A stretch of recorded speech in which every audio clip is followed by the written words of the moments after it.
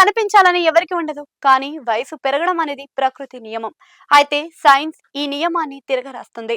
తాజాగా బ్రిటన్ శాస్త్రవేత్తలు 53 ఏళ్ల మహిళ చర్మ కణాలను ఏకంగా 30 ఏళ్ల వెనక్కి నెట్టి 23 ఏళ్ల యువతి కణాలుగా మార్చేసి ప్రపంచాన్ని ఆశ్చర్యపరిచాయి.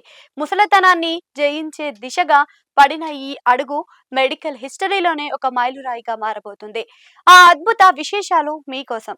యూకేలోని బామ్రహం ఇన్స్టిట్యూట్ ఆఫ్ పరిశోధనలు ఈ అద్భుతాన్ని చేసి చూపించాయి.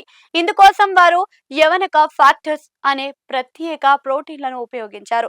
చర్మ కణాలు వాటి అసలు రూపాన్ని కోల్పోకుండా కేవలం వాటి వయసును మాత్రమే రీసెట్ చేయడానికి ఈ రసాయనాలను కేవలం 13 రోజుల పాటు కణాలకు అందించాయి. దీనినే సైన్స్ భాషలో పార్షియల్ సెల్యులర్ రీప్రోగ్రామింగ్ అంటారు. ఇక ఈ ప్రయోగం తర్వాత ఆ కణాలు 23 ఏళ్ల యువతి కణాల వలె పనిచేయడం స్టార్ట్ చేశాయి.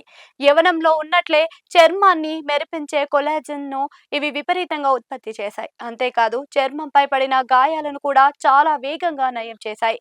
చాలా మంది ఇది తాత్కాలికంగా వచ్చే మార్పు అనుకోవచ్చు. కానీ కొన్ని వారాల తర్వాత చూసిన ఆ కణాలు యంగ్ గానే బిహేవ్ చేశాయి.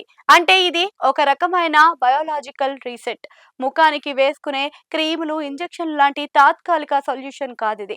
సైంటిస్టులు ల్యాబ్లో కణాల వయసును తగ్గిస్తుంటే లండన్ కు చెందిన 53 ఏళ్ల డాక్టర్ అల్కా పటేల్ అనే డాక్టర్ మరో అడుగు ముందుకు వేశారు.